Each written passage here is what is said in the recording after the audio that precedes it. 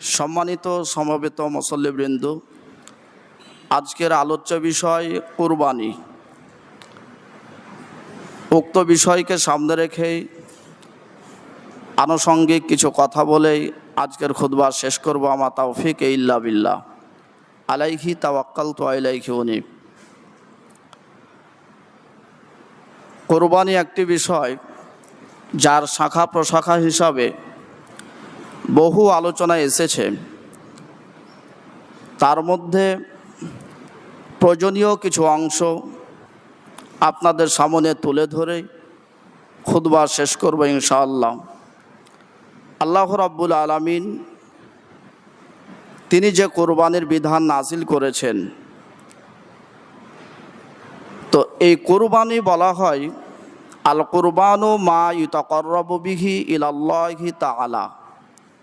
কুরবানি বলা হয় ওই মাধ্যমকে যার মাধ্যমে মানুষ আল্লাহর নৈকট্য লাভ করতে পারে। এই হিসাবে বলা যেতে পারে যে আল্লাহর নৈকট্য অর্জনের জন্য যে কোনো ত্যাগ স্বীকার করাই কুরবানি। আল্লামা তিবি রহিমাহুল্লাহ তিনি বলেন, আল কুরবানু মা ইযবাহু ইয়াওমান নাহরে মিন ওয়াজহিল কুরবা। কুরবানি বলা হয় যেটা আল্লাহর নিকটে কাছাকাছি যাওয়ার একটা মাধ্যম, আর যেটা ইয়াউমুন নাহার 10 জিলহাজে পশু জবাহ করার মাধ্যমে অনুষ্ঠিত হয়। কুরবানির বিষয়ে আলোচনা পেশ করতে হলে এমনিতেই স্মরণে এসে যায় আজ থেকে প্রায় 4500 বছর পূর্বে নবী ইব্রাহিম আলাইহিস সালাতু ওয়াস সালাম ও তার পুত্র ইসমাইল আলাইহিস সালাতু ওয়াস সালাম দুইজনের মাধ্যমে যে ঘটেছিল তার কিছু অংশ এমনিতেই বলা লাগে। আমরা ধারাবাহিকভাবে কুরবানির গুরুত্ব, উদ্দেশ্য, কুরবানির পশু সংশ্লিষ্ট বিষয়ের প্রতি আলোচনা পেশ করবে ইনশাআল্লাহ। আজ থেকে 4500 বছর পূর্বে যে কুরবানি আসলো, যদিও কুরবানি আদম আলাইহিস সালাতু ওয়াস সালাম এর পুত্র থেকে সূচনা, প্রত্যেকটা নবী জামানায় কুরবানি ছিল বটে, তবে তার বিশদ ব্যাখ্যা আমাদেরকে জানানো হয়নি। তবে ইব্রাহিম আলাইহিস সালাতু ওয়াস সালাম এবং ইসমাইল থেকে যে কুরবানি, সে বিষয়ে এভাবে এসেছে যে জিলহজের 8 তারিখ ইব্রাহিম আলাইহিস সালাতু ওয়াস সালাম তিনি স্বপ্নে দেখেন যে আমি আমার ইসমাইলকে যেন কুরবানি দিচ্ছি। তো তিনি স্বপ্নে দেখলেন, এই জন্য এই 8 জিলহজকে ইয়াউমুত তারবিয়া বলা হয়, স্বপ্ন দেখানোর দিন। আবার পরের দিন তিনি একই স্বপ্ন দেখলে তিনি নিশ্চিত হন যে এটা আল্লাহর পক্ষ থেকে নিশ্চিত, এটা বৈহি। এই জন্য সেই 9 জিলহজকে বলা হয় ইয়াউমে আরাফা, যেদিন সিয়াম রাখতে হয়। তারপরে তিনি আবার সে স্বপ্ন দেখলে তিনি 10 জিলহজে বাস্তবায়ন করলেন। এই স্বপ্নটা এভাবে তিনি দেখেছিলেন। তো যখন তিনি সন্তানকে পেশ করছেন, তিনি এভাবে বলছেন, ফালাম্মা বালাগা মাআহু সায়া। যখন ইসমাইল আলাইহিস সালাতু ওয়াস সালাম ইব্রাহিম আলাইহিস সালামের সাথে কাজকর্মে যুক্ত হতে পারবেন, কাজ করার মতো ক্ষমতা রাখে, তার মানে বড় হয়েছে, প্রায় তখন তার বয়স হলো 13 বছর। ইমাম ফাররা তিনি উল্লেখ করেন যে যখন ইসমাইলের সাথে কুরবানির ঘটনা ঘটে তখন প্রায় তার বয়স হলো 13 বছর। আর ইবনে আব্বাস বর্ণনা করেন তখন প্রথম তিনি যুবক হচ্ছেন ইসমাইল, তার মানে পরিপূর্ণ হুঁশ আছে। আপনি মনে রাখবেন প্রথম অংশ, ইসমাইলের সাথে যখন কুরবানির ঘটনা, জবার ঘটনা, তখন ইসমাইলের পরিপূর্ণ জ্ঞানবান একটা ছেলে, তিনি আমকে জাম বলবে না এরকম জ্ঞান আছে। সেই ছেলের সামনে ইসমাইল বলছেন, ইন্নী আরা ফিল মানামি আন্নী আযবাহুকা। আমি স্বপ্নে দেখলাম যে আমি যেন তোমাকে কুরবানি দিচ্ছি, জবা করছি। ফাংদুর মাদা তারা, এখনই তুমি বলো তোমার মতামত কি। এ কথা বললেন। প্রথম শব্দ তিনি বলেছেন ইয়া বুনাইয়া। তাসগীর যত অর্থ দেয় তার মধ্যে একটা অর্থ আছে যে স্নেহ বুঝায়, ছেলেকে স্নেহ দিয়ে বলছেন, স্নেহের ছেলে আমি স্বপ্নে দেখলাম তোমাকে জবা করছি, তো এখন তোমার মতামত কি। তখন ছেলে আবার উত্তর দিচ্ছেন, বাপ যেমন স্নেহ করে বলেছে, ছেলে এবার উত্তর দিচ্ছেন সম্মান দেখিয়ে, ইয়া আবাতি ফাল। এখানে ইয়া আবাতির এখানে যে তা আছে, এ তাটাকে বলা হয় তাই এহতেরাম, তার মানে সম্মানের জন্য এসেছে। ইয়া আবাতি ফাল, হে আমার সম্মানিত পিতা। পিতা যেমন সন্তানকে স্নেহ বলে উল্লেখ করেছেন, তেমন সন্তানও আবার পিতাকে সম্মান দেখে বলছেন, যে সম্মানের শব্দ আল্লাহ সরাসরি উল্লেখ করলেন।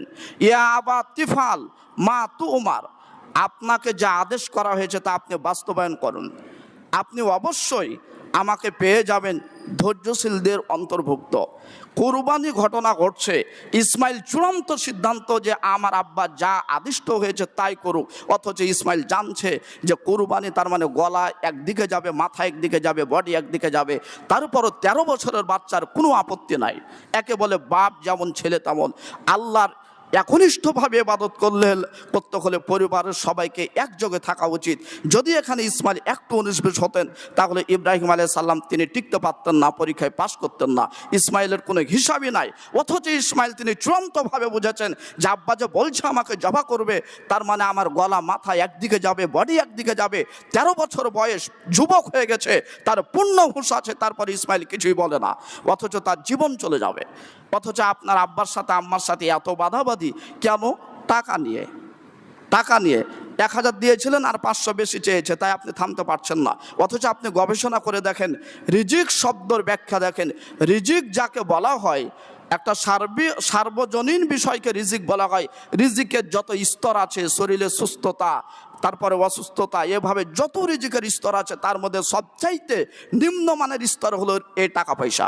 অথচ টাকা পয়সা নিয়ে বেশি গন্ডগোল, মারামারি, অথচ এটা একেবারে নিম্ন স্তরের। আপনি শরীর সুস্থ আছে, তার মানে রিজিকের একটা বড় অংশ আপনার কাছে আছে। আপনার মাথা ঠিক আছে, ব্রেন বুদ্ধি ঠিক আছে, তার মানে আপনার রিজিকের একটা বড় অংশ আছে। আর যেটা সবচাইতে নিম্ন টাকা পয়সা, সেটা নিয়ে গন্ডগোল। আপনার আব্বার সাথে টাকা নিয়ে কত কিছু, অথচ ইসমাইলের স্বাভাবিক বিষয় না, তার জীবন চলে যাচ্ছে, তারপরে তার কোনো আপত্তি নেই। তিনি বলছেন যে কোরবানি করবেন, করেন, আমাকে ধৈর্যশীলদের মধ্যে পাবেন। এখান থেকে বোঝা যায় যে যারা বলেছেন বা লিখেছেন ইতিহাসে যে ইসমাইলের এতগুলি পট্টি বাঁধা লেগেছিল, হাত পা বাঁধা লেগেছিল, এগুলি এমনিতে মিথ্যা প্রমাণ হবে, কারণ ইসমাইল আগেই সাক্ষ্য দিয়েছে যে আমাকে ধৈর্যশীলদের মধ্যে পাবেন। তার মানে আপনার বয়স যে প্রায় 90-এর কাছাকাছি, এখন যে আমাকে কোরবানি দিতে যাচ্ছেন, তো আমার সাথে আপনার শক্তিতে কোলাবে না। আমি যদি ধৈর্যশীল না হই, তাহলে আপনি আমাকে গলায় ছুরি দিতে পারবেন না, কারণ আপনি বৃদ্ধ বাবা আর আমি এখন যুবক, 13 বছরের যুবক। তাহলে পটি বাঁধার প্রয়োজন নাই, ইসমাইলের হাত বাঁধার প্রয়োজন নাই, পা বাঁধার প্রয়োজন নাই। কেন নাই? তার একটাই কারণ যে ইসমাইল নিজে জবা হতে যাচ্ছে, কোনো অসুবিধা নাই। সম্মানিত উপস্থিতি, তাই আল্লাহ রাব্বুল আলামিন পরে বলছেন যে যখন তার আত্মসমর্পণ করলো, ওয়াতাল্লাহু লিল জাবিন, উপর করে যখন শুয়ে দিল, তখন ইব্রাহিমকে পিছন থেকে ডাক দেওয়া হলো, ইয়া ইব্রাহিম কদ সাদ্দাকতা রুইয়া, তুমি তোমার স্বপ্নকে বাস্তবায়ন করেছো। ইব্রাহিম পিছনে ফিরে দেখছেন যে একটা সুন্দর দুম্বা সেখানে দাঁড়িয়ে আছে, সেটাকে জবা করা হলো, ইসমাইল বেঁচে গেল। এখান থেকে আপনাকে বোঝাতে চাচ্ছি যে বাপ বেটা কেমন, ছেলে কেমন, ছেলের কোনোই আপত্তি নাই, অথচ তার জীবন চলে যাচ্ছে। আমাদেরও ছেলে মেয়েদের এরূপ হওয়া উচিত। যদি পিতা কোনো আদেশ করে আর সেটা যদি আল্লাহর নাফরমানিমূলক না হয়, তাহলে সেটা মেনে নেওয়া, যেটা শিক্ষা দিয়েছেন আজ থেকে প্রায় 4500 বছর পূর্বে নবী ইসমাইল আলাইহিস সালাতু ওয়াস সালাম। আল্লাহ যেন আমাদেরকে মানার তৌফিক দান করেন। সকলে পড়ি আল্লাহুম্মা আমিন। কুরবানি আমাদেরকে যথাসাধ্য দেওয়ার চেষ্টা করতে হবে। কুরবানির গুরুত্ব সম্পর্কে আল্লাহ বলেন, ওয়াল বুদনা জাআলনাহা লাকুম মিন শাআইরিল্লাহ, কুরবানির জন্তুগুলিকে তোমাদের জন্য আমরা নিদর্শন হিসাবে পেশ করেছি, তার মধ্যে বহু নিদর্শন আছে। লাকুম ফিহা খায়র, এবং তোমাদের জন্য ওই পশুর মধ্যে অনেক কল্যাণও আছে। কাজেই কুরবানির গুরুত্ব অনেক বেশি। আল্লাহ সূরা সফফাতে বলেন, ওয়াফাদাইনাহু বিযিবহিন আযীম, আমি ইসমাইল আলাইহিস সালাতু ওয়াস সালামের বিনিময়ে একটা পশু তোমাদেরকে ফিদিয়া হিসাবে দিলাম, কুরবানি ফিদিয়া হিসাবে দিলাম। তারপরে আল্লাহ সূরা কাউসারে বলেন, কাজেই ফাসল্লি লিরাব্বিকা ওয়ানহার, তুমি আল্লাহর নামে সালাত আদা করো এবং কুরবানি করো। দেব দেবী যারা পূজা করে তারা দেবদেবীদের নামে যেমন কোরবানি করে, তেমন তোমরা দেবদেবীর নামে না করে আল্লাহর সন্তুষ্টির জন্য, প্রতিপালকের সন্তুষ্টির জন্য তোমরা সালাত আদা করো, তারপরে যে তোমরা কুরবানি করো। এইভাবে আল্লাহ রাব্বুল আলামিন আয়াতগুলি পেশ করে মানুষকে কুরবানির গুরুত্ব বুঝাতে চেয়েছেন। আমাদের শেষ নবী মুহাম্মদ রাসূলুল্লাহ, সকলে পড়ি সাল্লাল্লাহু আলাইহি ওয়াসাল্লাম, তিনিও কুরবানির অত্যন্ত গুরুত্ব দিয়ে তিনি বলেন, আন আবি হুরায়রা রাদিয়াল্লাহু তাআলা আনহু কল, আবু হুরায়রা রাদিয়াল্লাহু তাআলা আনহু বলেন, قال رسول الله صلى الله عليه وسلم, রাসূলুল্লাহ সাল্লাল্লাহু আলাইহি সাল্লাম বলেছেন, মান কানা লাহু সাআ ওয়া লাম ইউযহি, মান কানা লাহু সাআ, যার সামর্থ্য আছে, টাকা পয়সা আছে, ওয়ালাম ইউযহি, অথচ সে কুরবানি করল না, ফালা ইয়াকরুবান্না মুসাল্লানা, সেজন্য আমাদের ঈদগাহতে প্রবেশ না করে। হাদিসের বিবরণে বোঝা যায় কুরবানি এত গুরুত্বপূর্ণ বিষয়, যদিও সেটা সুন্নাতে মুআক্কাদা, তারপরে কুরবানি দেওয়া উচিত। যাদের টাকা পয়সা আছে তাদেরকে কুরবানি দিয়েই ঈদগাহতে যেতে হবে, কুরবানি করতে হবে। ঈদের সালাত পড়ে এসে তার প্রস্তুতি পূর্ণাঙ্গ থাকতে হবে। আল্লাহ রাসূল সাল্লাল্লাহু আলাইহি সাল্লাম তিনি এই বিষয়টি বোঝানোর জন্য শক্ত ভাষা প্রয়োগ করলেন, সামর্থ্য আছে তারপরে যদি কোরবানি না দেয় তাহলে সেজন্য ঈদগাহতে না যায়। যদিও এক শ্রেণী বিদ্বান লিখে রেখেছেন সামর্থ্য মানে জাকাতের পর্যায়ে, জাকাত ফরজ হলে যতটুকু সম্পদ লাগবে এতটুকু সম্পদ না হলে কোরবানি দিতে হবে না। তবে বিষয়টি গবেষণার আলোকে অতটুকু বিশুদ্ধ নয়। কাজে আপনার সামর্থ্য থাকলে আপনি কোরবানি দিবেন, জাকাত পরিমাণ সম্পদ হতে হবে এমনটা নয়। যদি খাসি, ভেড়া, বকরি কিনতে পারেন তাহলে আপনি কোরবানি দিবেন। আপনি কোরবানি দিবেন, এই কোরবানির গোশত আপনার জন্যই। আল্লাহ তিনি গোশত নেবেন না, আপনার রক্ত নেবে না, শুধু আপনার তাকওয়া নেবে।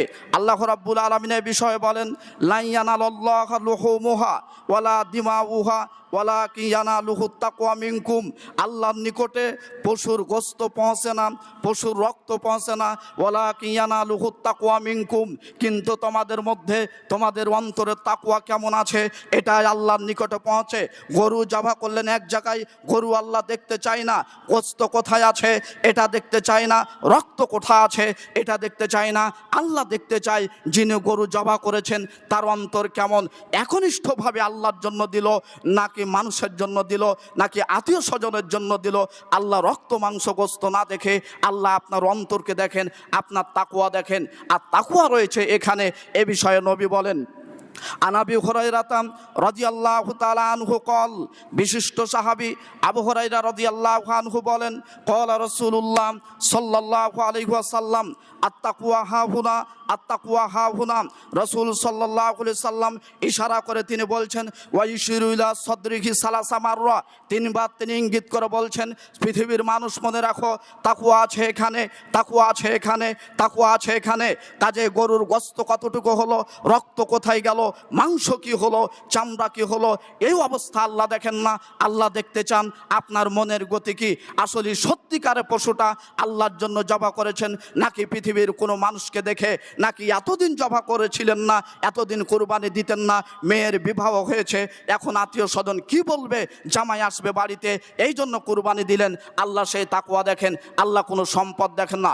এই বিষয়ে আল্লাহ রাসূল বলেন, আন আবি হুরায়রা রাদিয়াল্লাহু তাআলা আনহু কল, ক্বালা রাসূলুল্লাহ সাল্লাল্লাহু আলাইহি ওয়াসাল্লাম, ইন্নাল্লাহা লা ইয়ানজুরু ইলা সুওয়ারিকুম ওয়া আমওয়ালিকুম, নিশ্চয় আল্লাহ তাআলা তোমাদের আকৃতি লক্ষ্য করেন না, কে লম্বা কে খাটো, কে তরুতাজা কে মোটা, কে সাদা কে কালো, এটা আল্লাহ লক্ষ্য করে না। ওয়া আমওয়ালিকুম, তোমাদের সম্পদ লক্ষ্য করে না, কার বাড়ি তিনতলা কার বাড়ি নিচতলা, এটা তিনি লক্ষ্য করেন না। ওয়ালাকিন ইয়ানজুরুল্লাহু তাবারাকা ওয়া তাআলা, কিন্তু আল্লাহ তাআলা লক্ষ্য করেন ইলা কুলুবিকুম ওয়া আমালিকুম, তিনি লক্ষ্য করেন তোমাদের অন্তরের দিকে, তোমাদের আমলের দিকে। তিনি লক্ষ্য করেন তোমার অন্তরটা কি অবস্থায় আছে, তোমার অন্তর ভালো নাকি খারাপ, এটা তিনি আকাশ থেকে দেখতে চান। ওয়া আমালিকুম, তোমাদের আমল দেখতে চান, কে সালাত পড়লো কে সালাত পড়লো না, কে পর্দা করলো, কে পর্দা করলো না, কে তাসবি পড়লো, কে তাসবি পড়লো না, এটাই তিনি দেখতে চান। তিনি তোমাদের আকার আকৃতি দেখতে চায় না।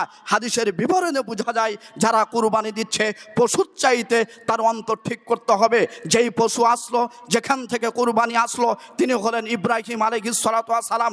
ইব্রাহিমের সুন্নাতকে যদি পশু জবাই করে মানতে চান তাহলে তার আরও বহু সুন্নাত আছে, সেগুলিকে লক্ষ্য করতে হবে। অথচ সেই সুন্নাতগুলি আপনি আঁকড়ে ধরে আছেন। পৃথিবীতে একজন ব্যক্তি এসেছিলেন সর্বপ্রথম, তিনি হলেন ইব্রাহিম আলাইহিস সালাম, যিনি মূর্তিকে ভেঙ্গে যুক্তি দেখিয়ে সব মূর্তিকে চৌচির করে দিয়েছিলেন। অথচ সেই মূর্তি তিনি ভেঙ্গে বড়টার ওপর কোরাল দিয়েছিলেন। ইব্রাহিমের সুন্নাত হলো মূর্তি ভাঙা, আবার পথ হলো তার কুরবানি দেওয়া। কুরবানিতে গোস্ত আছে, তাই আপনি কুরবানি দিচ্ছেন গরু জবাই করে, কিন্তু ইব্রাহিম যে মূর্তি ভাঙলো সেই মূর্তি আপনি ভাঙতে পারছেন না। আপনি মূর্তি গড়ান, আপনি মুসলমান না হিন্দু না খ্রিস্টান, বুঝাবুঝি হবে সেদিন, যেদিন কিয়ামত কায়েম হবে, যেদিন আল্লাহ ছাড়া আর কেউ বিচারক থাকবে না, সেদিন বুঝতে পারবে। সুপ্রিম কোর্ট, হাইকোর্ট সহ পৃথিবীর সকল মানুষ কিভাবে বুঝলো যে ইব্রাহিমের সুন্নাতকে পালন করার জন্য গরু কুরবানি দিতে হবে, খাসি কুরবানি দিতে হবে। এই পথ তো ঠিকই বুঝেছে, কিন্তু এই পথ কেন বুঝলো না যে ইব্রাহিমের আরেকটা পথ আছে, ইব্রাহিম মূর্তি ভেঙে চৌচির করেছিলেন, এই পথ তারা মানতে চায় না। বুঝবে সেদিন যেদিন কবরে যাবে। আল্লাহ রসুল সাল্লাল্লাহু আলাইহি সাল্লাম তাই বলেন, তোমরা যারা কুরবানি দিতে চাও অবশ্যই সেটা বিশুদ্ধভাবে দিবে, পশুকে সুন্দরভাবে খালেস করবে, আল্লাহ রাব্বুল আলামিনের জন্য, একনিষ্ঠতার সন্তুষ্টি পাওয়ার জন্য। এতক্ষণে আপনাদের সামনে পেশ করি কুরবানির পশু, কোন পশুগুলি কুরবানি দিবেন। আল্লাহ সূরা আনামে বলেন সামানিয়াতা আজওয়াজ, 8 প্রকার পশু তিনি আপনাদের কাছে পেশ করে তিনি বলছেন ওয়ামিনাল মাগাজি ইসনাইন, এইভাবে তিনি বলছেন ছাগলের 2 প্রকার, ভেড়ার 2 প্রকার, উটের 2 প্রকার, গরুর 2 প্রকার, প্রত্যেকটারই নরমাদি। কুরবানির মৌলিকভাবে পশু হলো 3 প্রকার, একটা হলো ছাগল, একটা হলো গরু, আর একটা হলো উট। এই 3 প্রকার পশু হলো মৌলিকভাবে কুরবানির পশু। আর যেগুলি দুম্বা আছে, ভেড়া আছে, এগুলি ছাগলের মধ্যে গণ্য, এগুলি ছাগলের মধ্যে সেগুলির অংশ আছে। কাজে মৌলিকভাবে পশু হলো ছাগল, গরু এবং উট। এই 3 প্রকার পশুর মধ্যে আপনাকে কুরবানি দিতে হবে। তার মানে ছাগলের মধ্যে যেহেতু রয়েছে, ছাগলের মধ্যে দুম্বা এবং ভেড়া, কাজে এগুলিও কুরবানি দেওয়া যাবে, কোনো অসুবিধা নাই। ইমাম শাফি রাহিমাহুল্লাহ তিনি এই আলোচনা বিশদভাবে আলোচনা করতে যেয়ে বলছেন সবচাইতে আল আহওয়াত হলো, উত্তম হলো এই পশুগুলির মধ্যে কুরবানির পশু সীমাবদ্ধ থাকা, এর বাইরে না যাওয়াই উচিত। আমিও যতটুকু কোরআন হাদিস দেখেছি বা যারা অনেক বড় বিদ্বান রয়েছে তাদের আলোচনায় দেখেছি, তারাও বুঝাতে চেয়েছেন এর বাইরে, এই পশুগুলির বাইরে নবী মুহাম্মদ রাসূলুল্লাহ সাল্লাল্লাহু আলাইহি সাল্লাম তিনি কুরবানি করেছেন এমন প্রমাণ পাওয়া যায় না। সাহাবা আজমাইন তারা কুরবানি করেছেন এমন প্রমাণ পাওয়া যায় না। তাবিরা করেছেন এমনটা প্রমাণ পাওয়া যায় না।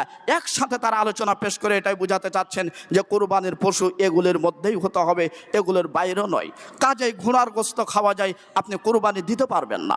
নবীর যুগে এক সময় ঘোড়ার একটা কুরবানি দেওয়া হয়েছিল, পরবর্তীতে ওটা নিষেধ হয়েছে। কাজেই ঘোড়ার গোশত খাওয়া যায়, যদিও বাংলাদেশের এক শ্রেণীর মানুষ লিখে রাখছে ঘোড়ার গোশত খাওয়া যাবে না, তবে না কিয়ামত পর্যন্ত ঘোড়ার গোশতকে অবৈধ কেউ স্বীকৃতি দিতে পারবে না, কেউ অবৈধ বলতে পারবে না। কারণ ঘোড়ার গোশত বৈধ, আপনার রুচি হলে খাবেন, রুচি না হলে খাবেন না। তবে ঘোড়ার গোশত খাওয়া বৈধ, তবে আপনি ঘোড়া কুরবানি দিতে পারবেন না।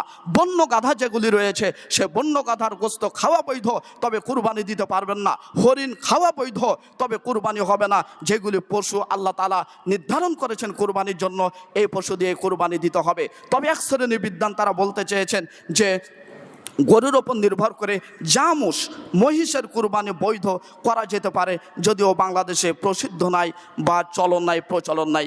যাই হোক, যেগুলি পশুর গোশত খাওয়া বৈধ সেগুলি কুরবানি দিতে পারবেন, বিষয়টি এমনটা নয়। খাওয়ার জন্য আল্লাহ বহু পশু রেখেছেন, তবে যেটাই খাবেন সেটাই কুরবানি দিতে পারবেন এমনটা না। কুরবানি আপনাকে দিতে হবে ছাগল, দুম্বা, ভেড়া, গরু, উট, এগুলির মধ্যে দিতে হবে। তাই আপনাকে বোঝাবার জন্য বললাম ঘোড়ার গোশত খাওয়া যায় তবে কুরবানি হবে না, বন্য গাধার গোশত খাওয়া যায় তবে কুরবানি হবে না, হরিণের গোশত খাওয়া যায় তবে কুরবানি হবে না। এইভাবে আরও একাধিক পশু আছে, জন্তু আছে যেগুলোর গোশত খাওয়া যায়, তবে সেগুলো কুরবানি দিতে পারবেন না। কাজে এই পশুগুলির মধ্যেই কুরবানি সীমাবদ্ধ থাকতে হবে। আল্লাহ বুঝার তৌফিক দান করুন, সকলে পড়ি আল্লাহুম্মা আমিন। যারা ব্যবসা করেন তারা কুরবানির সময় একটা হিসাব করেন যে কুরবানির পশুকে মোটা তাজা বানিয়ে বিক্রি করতে পারলে একটু লাভ বেশি হবে। তাই এত হরমোন, এত ঔষধ এবং ইউরিয়া সার প্রয়োগ করে গরুর স্বাস্থ্যকে মোটা তাজা করলেন, খাসিকে মোটা তাজা করলেন। যতটুকু সে পরিমাণে না খেত ততটুকু পরিমাণ আপনি খাইয়ে ওই গরুকে মোটা তাজা করলেন। আবার তার ওই গরুর গোস্ত বিষাক্ত হলো, ওই রান্না করার পরেও ওই গোস্তের মধ্যে বিষ থাকে, এমনটা যদি হয় তাহলে আপনার এই ব্যবসাকে আপনার একটু চিন্তা ভাবনা করা উচিত।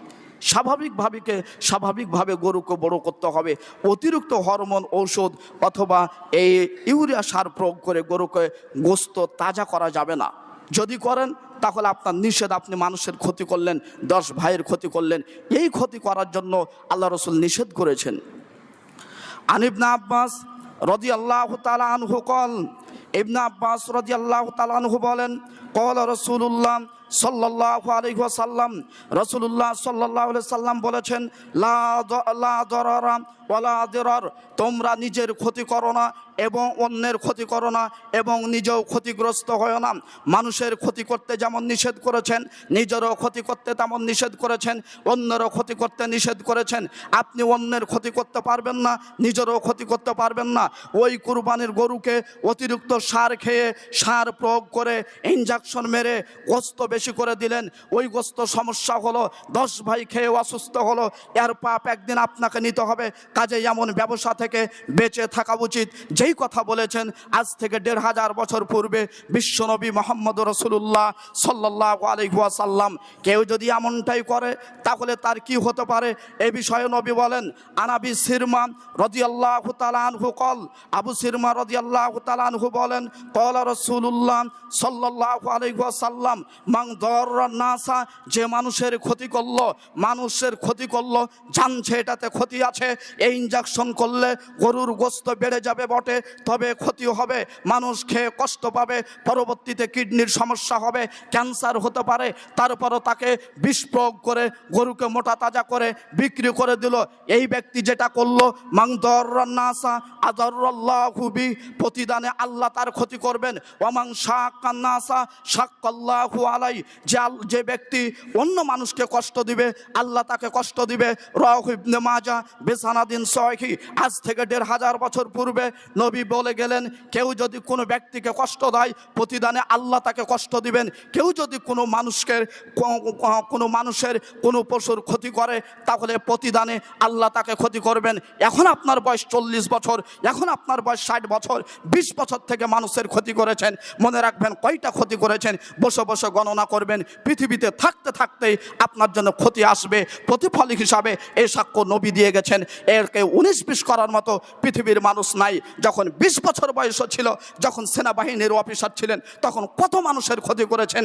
এখন রিটায়ার্ড অফিসার হিসাবে বাড়িতে অবস্থান করছেন, প্রস্তুতি থাকেন, যত মানুষের অন্যায় করেছেন অন্যায় আপনার ওপরে এবার আসবে। এ সাক্ষ্য নবী দিয়ে গেছেন। যখন ব্যবসায়িক ছিলেন তখন কত মানুষকে ক্ষতি করেছেন, এবার আপনি প্রস্তুত থাকেন, ক্ষতি এবার আপনারও হবে। এবার কত মানুষের কুরবানির পশুকে ইউরিয়া সার প্রয়োগ করে মোটা করে তার গোশকে বিষাক্ত করেছেন, এবার আপনি নিজে প্রস্তুত থাকেন, আপনার জন্য ক্ষতি আসবে। এ কথা আল্লাহ নবীর মাধ্যমে আল্লাহ তাআলা 1500 বছর পূর্বে জানিয়ে দিয়েছেন। কাজে যারা যে যেখানে অবস্থান করেন, মানুষকে কষ্ট দিয়েন না, মানুষের ক্ষতি করিয়েন না, পশুকে কষ্ট দিতে চায়েন না। পশুটা যে খাবে না, তাকে 2-3 জন ধরেছে, তারপরে খাবার অতিরিক্ত তার পেটের মধ্যে পড়ছে, পেটের মধ্যে খাবার দেওয়ার পরে সাথে সাথে ডানে বামে একটা ইনজেকশন করলো যাতে করে খাবারগুলো আর উগলিয়ে বেড়ে না আসে। যেই পশু খেতে চায় না, যেই পশুর খাওয়ার প্রয়োজন নাই, সেই পশুকে আপনি এইভাবে অতিরিক্ত খাওয়ান কিভাবে? আল্লাহ নবী বলছেন, এইভাবে পশুকে যদি কেউ কষ্ট দেয় তাহলে তার বাজেট জাহান্নামে হবে। প্রমাণে একাধিক সহিহ হাদিস আছে।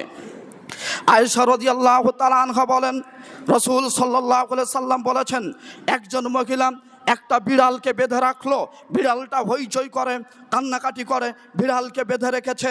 বিড়ালটার খাবার ইচ্ছা ছিল কিন্তু বিড়ালকে মহিলা ছাড়েনি, বিড়ালটাকে বেঁধেই রেখেছে, তাকে খেতেও দেয়নি, তাকে ঘাস কাটাও ছেড়ে দেয়নি যে সে খাবে। হঠাৎ বিড়াল মারা গেল। আল্লাহ নবী বলছেন মহিলাটা জাহান্নামী। একটা বিড়ালকে না খেতে দেওয়ার কারণে মহিলা যদি জাহান্নামী হয়, এই পশু কত কষ্ট পাচ্ছে, সে খাবে না, অতিরিক্ত খাওয়ালেন, তারপরে খাওয়া যেন উগলিয়ে না দেয়, এই জন্য ইনজেকশন করলেন আপনার পথ জাহান্নামে হতে পারে, এ কথা নবী মুহাম্মদ রাসূলুল্লাহ সাল্লাল্লাহু আলাইহি সাল্লাম দিয়েছেন। বিপক্ষে পক্ষান্তরে কেউ যদি পশুর প্রতি যদি ভালো ব্যবহার করে তাহলে সে জান্নাতে যাবে, তার পাপ মাফ হবে।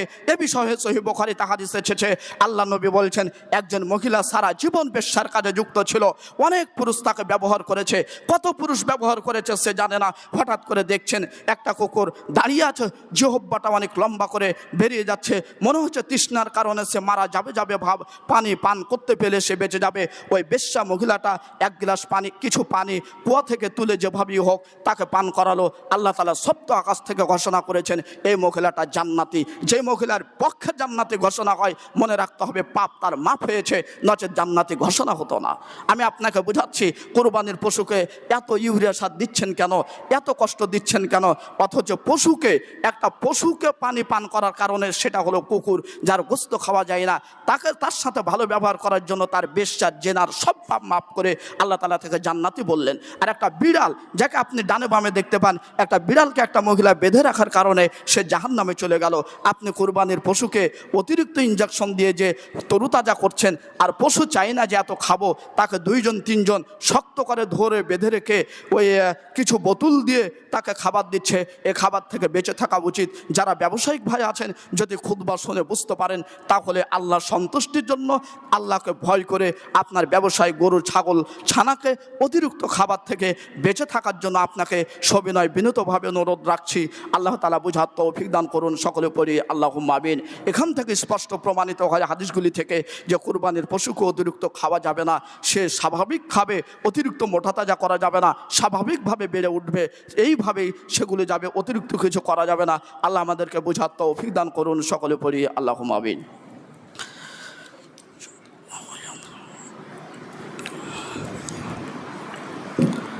আলহামদুলিল্লাহি ওয়াহদা ওয়াসসালাতু ওয়াসসালামু আলা মান লা নাবিয়্যা বা'দা, আম্মা বা'দ। আমরা আলোচনা করছিলাম কুরবানির পশু সম্পর্কে। আমরা চেষ্টা করব সুন্দর ভালো পশুগুলি ক্রয় করে কুরবানি দেওয়া। কুরবানি বিষয়ে যতটা সমস্যা আছে সব কিছু শুনে শুনে যদি হাদিস কোরআন মানুষ নিজে পড়তে পারতো, বুঝতো, তাহলে এত সমস্যা থাকার কথা ছিল না।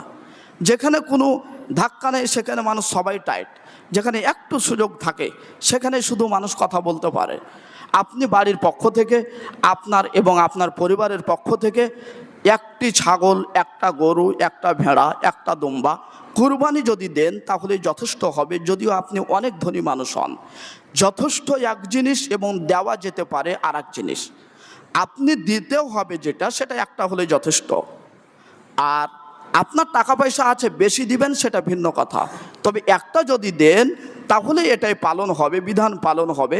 এ বিষয়ে আল্লাহ রাসূল সাল্লাল্লাহু আলাইহি সাল্লাম তিনি বলেন, আন আব্দুল্লাহ ইবনে হিশাম রাদিয়াল্লাহু তাআলা আনহু ক্বাল, আব্দুল্লাহ ইবনে হিশাম রাদিয়াল্লাহু তাআলা আনহু তিনি বলেন, কানা রাসূলুল্লাহ সাল্লাল্লাহু আলাইহি ওয়াসাল্লাম ইউযাহি বিশাতিল ওয়াহিদাতি মিন জামিই আহলিহি। রাসূল সাল্লাল্লাহু আলাইহি ওয়াসাল্লাম তার পরিবারের সকলের পক্ষ থেকে একটি বকরি কুরবানি করতেন। পরিবারের সদস্য সংখ্যা যত বেশি হোক না কেন, একটা কুরবানি দিলেই আপনার যথেষ্ট হবে। আপনার 5 জন আছে উদ্দেশ্য নয়, 10 জন সদস্য আছে হিসাব নয়। এক পরিবারে 5টা ছেলে আছে, তার আব্বাকে সাথে নিয়ে খায়, 6 জন আছে ছেলে মেয়ে নিয়ে একাধিক সদস্য হয়ে গেছে। একটা ছাগল জবা করলেই তার কুরবানির হক আদায় হবে, তার যথেষ্ট হবে। আল্লাহ রাসূল সাল্লাল্লাহু আলাইহি সাল্লাম পরিবারের সকলের পক্ষ থেকে তিনি একটি বকরি কুরবানি দিলেন। এই হাদিসটা হাকিম তিনি বর্ণনা করছেন তার কিতাবের মধ্যে। তাহলে বোঝা যাচ্ছে একটা পশু জবা করলেই সকলের পক্ষ থেকে যথেষ্ট হবে। আন আতা ইবনে ইয়াসির রাদিয়াল্লাহু তাআলা আনহু ক্বাল, আতা ইবনে ইয়াসির থেকে বর্ণিত তিনি বলেন, সাআলতু আবা আইয়ুবা আল আনসারিয়া, আমি আবু আইয়ুব আনসারীকে জিজ্ঞাসা করলাম, কাইফা কানাতিদ দুহাইয়া আলা আহদি রাসূলিল্লাহ সাল্লাল্লাহু আলাইহি সাল্লাম। আবু আইয়ুব আনসারী বিচক্ষণ সাহাবী, জানা মানুষ। আতা ইবনে ইয়াসার প্রমাণ করে আমার থেকে তিনি জানা মানুষ, তাই আমি তাকে জিজ্ঞাসা করলাম, কাইফা কানাতিদ দুহাইয়া আলা রাসূলিল্লাহ সাল্লাল্লাহু আলাইহি সাল্লাম। রাসূল সাল্লাল্লাহু আলাইহি সাল্লাম জামে নাই কুরবানির অবস্থা কেমন ছিল, কয়টা করে মানুষ কুরবানি দিত, কিভাবে কিভাবে কুরবানি দিত। তখন আবু আইয়ুব আনসারী তিনি বলছেন, কানা রাজুলু ইউদাইহি বিশাতি আনহু, মানুষেরা একটা বকরি জবা করত, আনহু তার নিজের পক্ষ থেকে, ওয়ান আহলি বাইতি তার পরিবারের সকল সদস্যের পক্ষ থেকে, হাত্তা তাবাহান নাস এমনকি মানুষেরা এই বিষয়টাই নিয়ে গৌরব করে চলতো।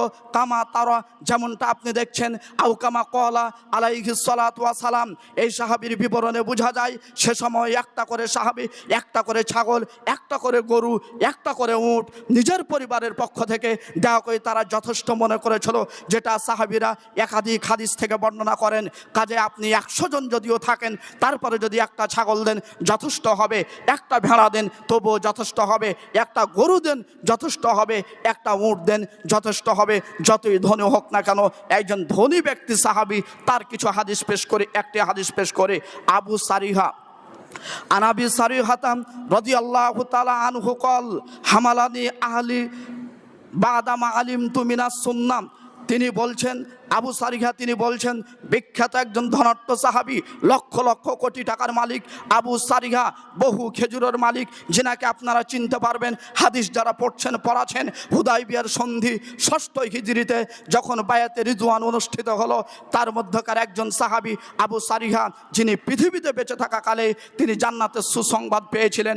আবু সারিহা অনেক ধনী মানুষ, অনেক টাকা পয়সালা মানুষ, অনেক বিত্তশালী মানুষ। তিনি হাদিস বর্ণনা করছেন, কানা আহলুল বাইতি ইযহুনা বিশাতি ওয়া বিশাতাইন, তারা মানুষেরা একটা দুটা করে কুরবানি দিত, হাত্তা ইউখাইলুনা ইউবাখিলুনা জিরানুনা আও কামা ক্বালা আলাইহিস সালাতু ওয়া সালাম। তিনি বলছেন এখন মানুষেরা আমাকে বখিল বলে, কারণ আবু সারিহা অনেক ধনী সাহাবী, একটা ছাগল কেন জবা করবে? যেমন আপনি পাশের বাড়িকে বলছেন যে 20 লক্ষ, যে 2 লক্ষ টাকা মাসে ইনকাম করে, সে একটা 10,000 টাকা ছাগল দিয়েছেন, তখন আপনি বলছেন যে এটা কি তোমার কুরবানি হলো?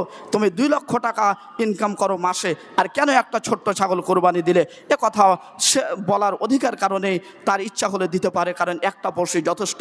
আবু সারিহা হুদাইবিয়ার সন্ধিকালে বায়াতে রিজওয়ানের অন্যতম একজন সাহাবী, বিশিষ্ট ধনী সাহাবী, তিনি একটি ছাগল দিয়েছেন। তিনি বর্ণনা করছেন একটা ছাগলের কারণে ডানভাবে মানুষেরা মনে করত যে সে বখিলি করছে, কৃপণতা করছে, কিন্তু আমার কোনো ভয় নাই, এগুলিকে আমি কিন্তু মনে করি না। তার কারণ হলো একটাই, যে আমি মেনে নিয়েছি বিশ্বনবী মুহাম্মদুর রাসূলুল্লাহ সাল্লাল্লাহু আলাইহি সাল্লামের পথকে, আর নবী বলে গেছেন একটা যদি পশু কুরবানি করে তাহলে যথেষ্ট হবে।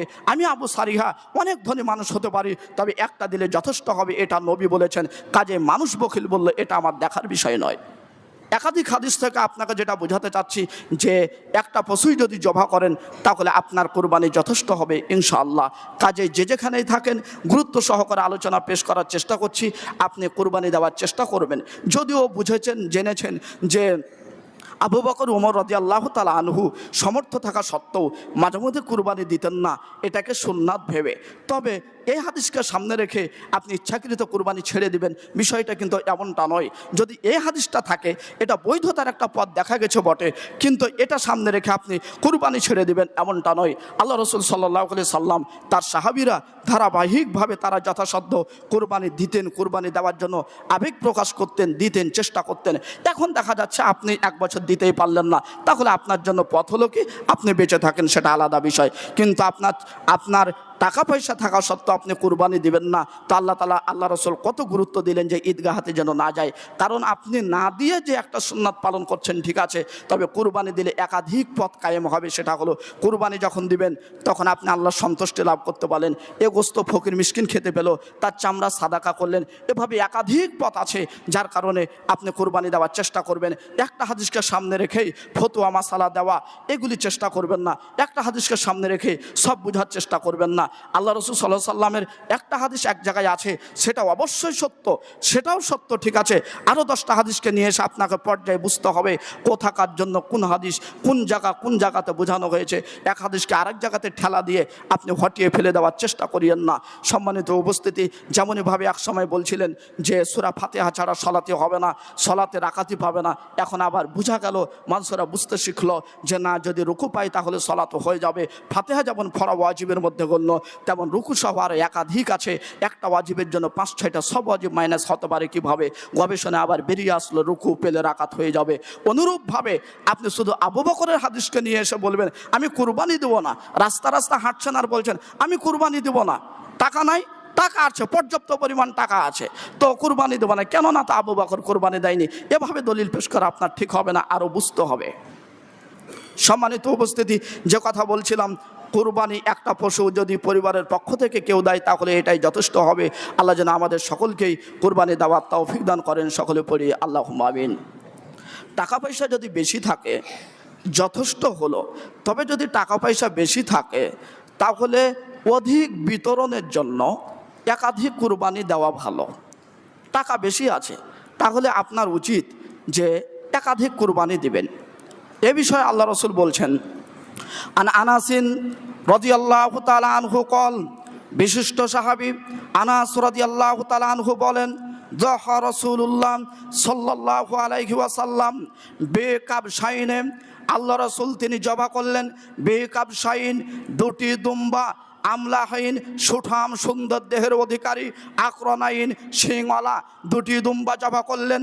তিনি জবা করার সময় তিনি পাটা পশুর সাইডে তিনি লাগিয়ে দিলেন এবং বললেন বিসমিল্লাহ আল্লাহু আকবার, আল্লাহ তোমার নামেই শুরু করছি, তুমি সবচেয়ে বড়। এ দোয়া পেশ করে তিনি কুরবানি করলেন। হাদিসের বিবরণে বোঝা যায় একটা মানুষ একাধিক কুরবানি পেশ করতে পারে। যাদের টাকা পয়সা বেশি আছে তাদের উচিত হবে, যদি মনে চায় আমি টাকা বেশি আল্লাহ দিয়েছেন শুকরিয়া স্বরূপ আমি একাধিক কুরবানি করতে পারে। আল্লাহ নবী তিনি দুইটি দুম্বা কুরবানি দিলেন। আরেকটি হাদিসে পাওয়া যায় সিংহলা দুটি তিনি খাসি দিয়েছিলেন।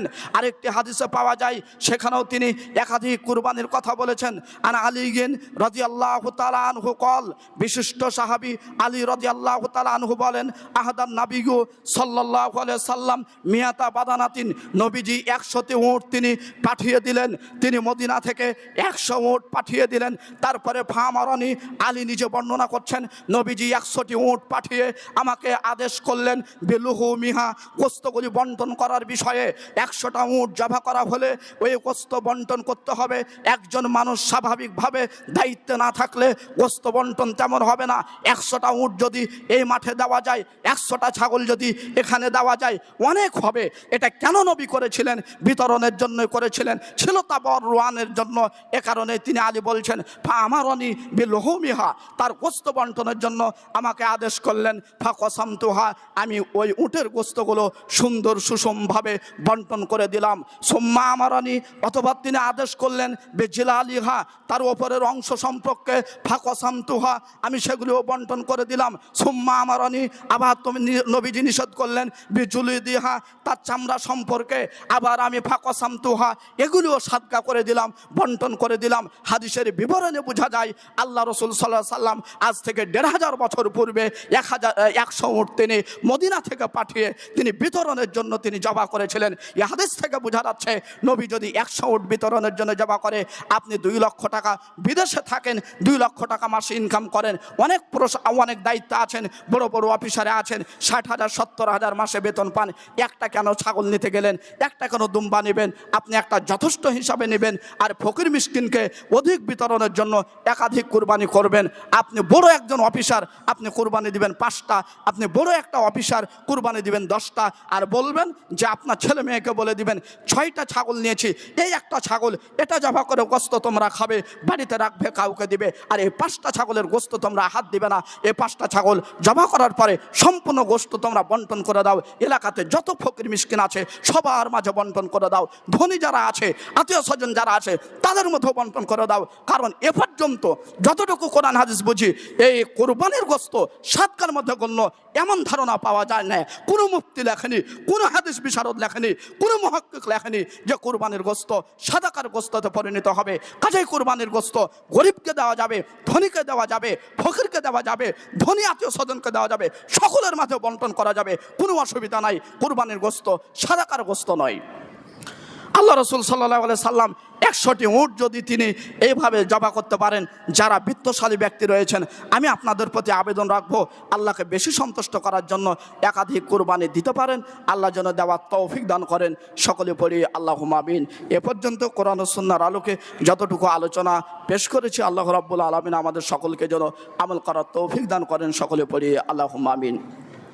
কুরবানির দোয়া, একাধিক হাদিস থেকে দোয়াগুলি পাওয়া যায়। তার মধ্যে বিসমিল্লাহ আল্লাহু আকবার, এটা বলে আপনি কুরবানি পশু জবা করতে পারবেন। তাছাড়া বিসমিল্লাহ আল্লাহুম্মা তাকাব্বাল মিন্নি ওয়া মিন আহলি, এই দোয়া দিয়ে আপনি কুরবানি পেশ করতে পারেন, জবা করতে পারেন। তারপরে যদি মন চায় যে এই দোয়া পড়তে গেলে আমার দোয়ার ভুল হতে পারে, এরকম যদি মনে হয়, তাহলে স্বাভাবিকভাবে বিসমিল্লাহ, শুধু বিসমিল্লাহ বলে পশু জবা করতে পারবেন, কোনো অসুবিধা নাই। যাই হোক, এ পর্যন্ত খণ্ড বিখণ্ডভাবে যে হাদিসগুলি পেশ করেছি, আল্লাহ রাব্বুল আলামিন আমাদের সকলকে যেন আমল করার তৌফিক দান করেন। সকলে পড়ি আল্লাহুম্মা আমিন। আলোচনার শেষে আপনাদেরকে বলতে চাই, আজকে আলোচনা হয়েছে এইভাবে। প্রাথমিক পর্যায়ে আলোচনা ছিল ইব্রাহিম আলাইহিসসালামকে স্মরণ করা। 4500 বছর আগে তিনি ইসমাইলের সাথে যে ঘটনা ঘটালেন, কাজেই প্রত্যেকটা ছেলে মেয়ের উচিত হবে যে পিতাকে ইসলামিক কাজে সহযোগিতা করা। এবং কুরবানির পশুর ক্ষেত্রে যারা মা বোন রয়েছেন, আপনারাও কুরবানির পশু জবা করতে পারবেন, যদি মন চায় জবা করবেন। আল্লাহ রসুল সাল্লাল্লাহু আলাইহি সাল্লাম বৈধতা দিয়েছে। শুধু কুরবানির পশু বলে কথা নয়, যে কোনো পশু মহিলারা জবা করতে পারে। মুরগি, ছাগল, উট, দুম্বা জবা করতে পারে, এগুলি করলে কোনো অসুবিধা নেই। কুরবানির পশু জবা করতে পারে, সপক্ষে হাদিস আছে, হাদিস সহিহ সনদের হাদিস, সম্ভবত মুসলিমের হাদিস আছে, কাজে জবা করতে পারে। জবা করা আবশ্যক বিষয়টা এমনটা নয়, কিন্তু যদি করতে চায় করতে পারবে। আর আগে ভাবিয়েন না যে মেয়ে মানুষ কিভাবে পশু জবা করতে পারবে। তো মেয়ে মানুষ পশু যদি জবা করতে নাই পারে, তো গোটা রাস্তাঘাট ব্লক করে দিচ্ছে, এখানে ওখানে যেয়ে সব কিছু শেষ করে দিচ্ছে, তো পশুটাই আবার জবা করতে পারবে না? হাট বাজার সহ সব কিছু করতে পারে, মারামারি, এটা ওটা, সেনাবাহিনী সব দায়িত্ব পালন যদি করতে পারে, তো পশু জবা করতে পারবে না? আপনার থেকে ভালো পারবে। আপনি অবৈধ বলবেন না, তাহলেই হবে, সেই আগে ক্লিয়ার করে দেবা। তো যাই হোক, মহিলা মানুষ যদি জবা করতে চায় তাহলে জবা করতে পারবে। এ বৈধতা দিয়েছেন মুহাম্মদ রাসূলুল্লাহ সাল্লাল্লাহু আলাইহি ওয়াসাল্লাম। এবং কুরবানির পশু সহ বাড়ির প্রয়োজনীয় কাজগুলি মহিলারা করবে, এ কথা নবী বলেন।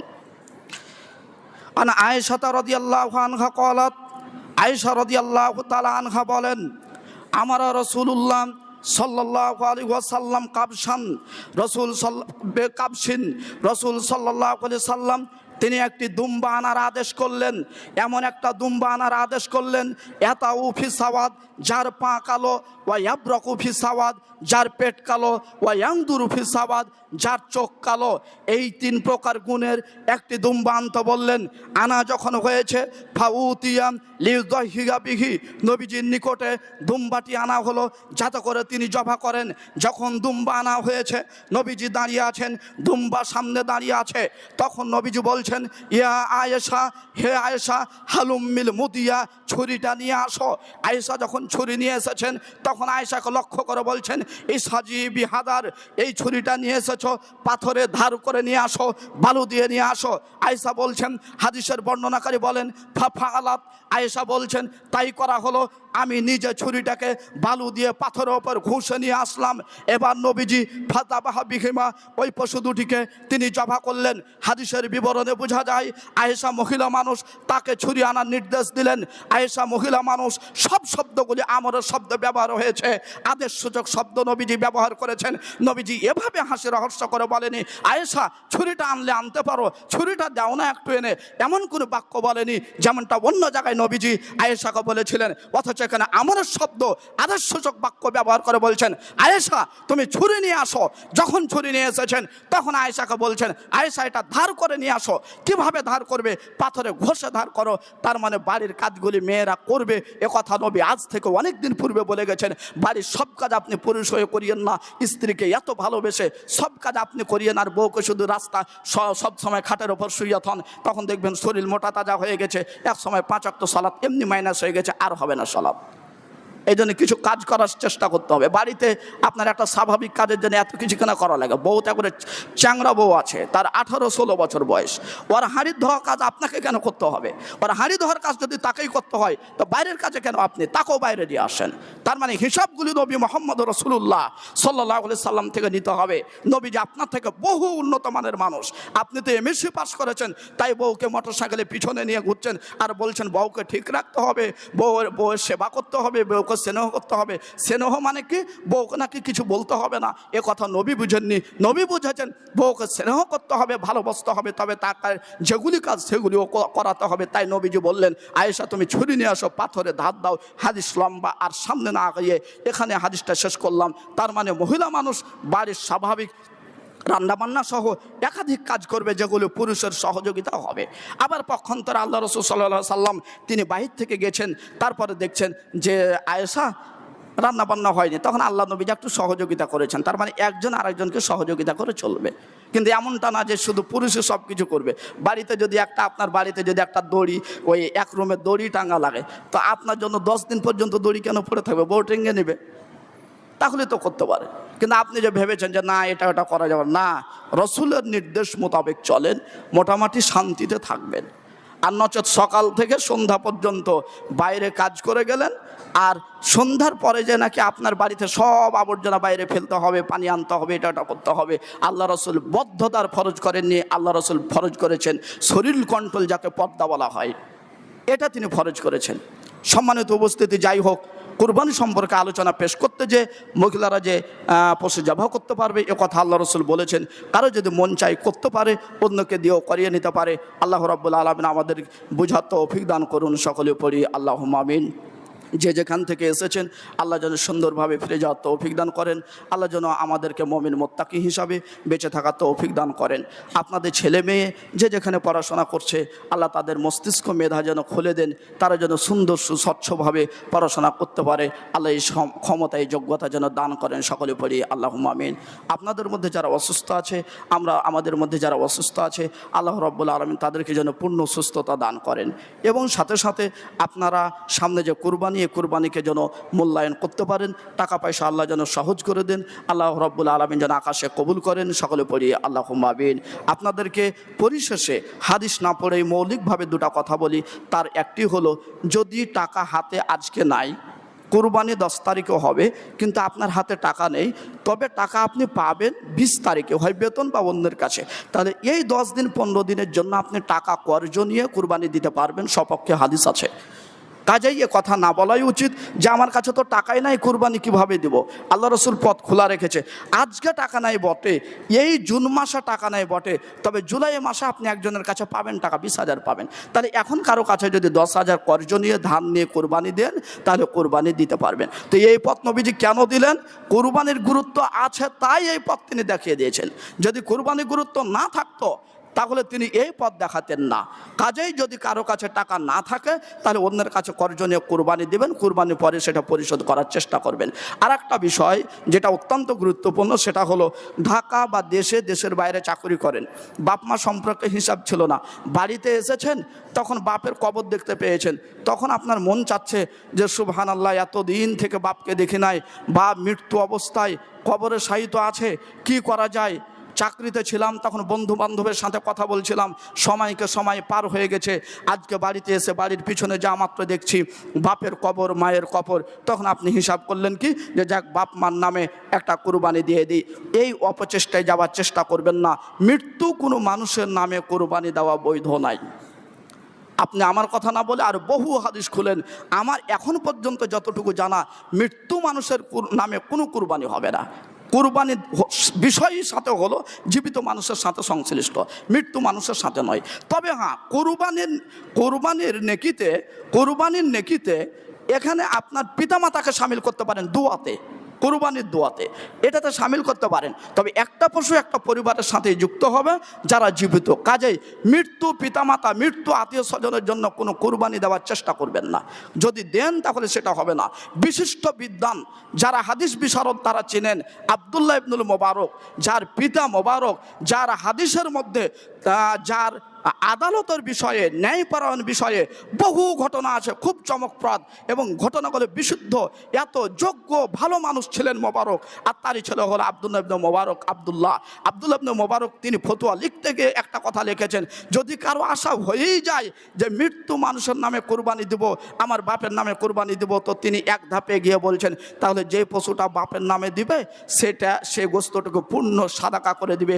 শেষ শব্দটা তিনি মুখে কুরবানির গোস্ত উল্লেখ করেনি, তিনি সাদাকা বললেন। তার মানে একই কথা দাঁড়ালো যে মৃত্যু মানুষের নামে কুরবানি হবে না, মৃত্যু মানুষের নামে আপনি কুরবানি দিয়েন না, তবে মৃত্যু মানুষের জন্য আপনি সাদাকা করতে পারেন। কাজে আপনার বাপ মারা গেছে, মা মারা গেছে, এগুলির জন্য আপনি কুরবানি দিবেন না, আপনি জীবিত মানুষের জন্য কুরবানি দিবেন। কুরবানির পশু কেনার পরে পরিবর্তন করবেন না। কেনা হয়েছে অথবা বাড়িতে পুষছেন, তাহলে ওই কুরবানির পশু পরিবর্তন করবেন না। কুরবানির পশু যখন ক্রয় করেছেন, নিয়াত করেছেন, ইন্ডিকেট করে বলছেন এই পশু কুরবানির জন্য, তাহলে কুরবানি না দিয়ে কোনোভাবেই পরিবর্তন করবেন না। বাড়িতে 6টা ছাগল আছে, আঙ্গুল দেখে বলে দিয়েছেন এই পশু ইন্ডিকেট করে বলছি এটাই হলো কুরবানির পশু, এই ছাগলকে দিয়ে কুরবানি দেব, তাহলে তাকে কুরবানি ছাড়া অন্য কোনো কাজের জন্য আপনি পরিবর্তন করতে পারবেন না। বিশ্বনবী মুহাম্মদ রাসূলুল্লাহ সাল্লাল্লাহু আলাইহি সাল্লামের হাদিস থেকে বোঝা যায় এই লোকটা তখনই পশুকে বিক্রি করতে পারবে, পরিবর্তন করতে পারবে, যদি দেখা যায় লোকটা মারা গেছে, মৃত্যুর পরে এ লোকটার কাফনের ব্যবস্থা, ঋণের ব্যবস্থা করার মতো আর কোনো উপায় নেই। তখন তার আত্মীয় স্বজনেরা এই কুরবানির জন্য যে পশুকে রেখেছে সেটা বিক্রি করে তার কাফনের ব্যবস্থা করবে, তার ঋণের ব্যবস্থা করবে। তার মানে খুব শক্ত পথ, স্বাভাবিকভাবে কুরবানির পশু আপনি পরিবর্তন করার চেষ্টা করবেন না। সময়ের ব্যবধানে আজ থেকে 500 বছর 100 বছর পরে যদি এরকম মেশিন উঠে, যে মেশিনের মাধ্যমে দেখা যায় যে একসাথে গরুগুলিকে শুইয়ে দিয়ে একটা ছোড়াতে একবারে টান দেওয়া যাবে, একটা মেশিনের মাধ্যমে একসাথে 500 গরুকে জবাই করা যাবে, তাহলে একবার দোয়া পড়ে বিসমিল্লাহ আল্লাহু আকবার একবার বলে ওই মেশিনের মাধ্যমে, এক লম্বা ছুরির মাধ্যমে একসাথে একাধিক পশু জবাই করা বৈধ হবে। এর সপক্ষেও দলিল আছে। কাজে এগুলি আলাদা বিষয়। আমি আপনাকে বোঝাতে চাচ্ছি সেটা হলো কুরবানির পশু পরিবর্তন করার চেষ্টা করবেন না, এবং কুরবানির পশু যথাসাধ্য ভালো কেনার চেষ্টা করবেন। আল্লাহ কবুল করুন, সকলে পড়ি আল্লাহুম্মা আমিন। এখান থেকে আজকের খুতবা শেষ করছি। মোটামুটি কুরবানি সম্পর্কে কিছু কথা হলো। আল্লাহ রাব্বুল আলামিন আমাদের সকলকে যেন মুমিন মুত্তাকি হিসাবে কবুল করেন, সকলে পড়ি আল্লাহুম্মা আমিন।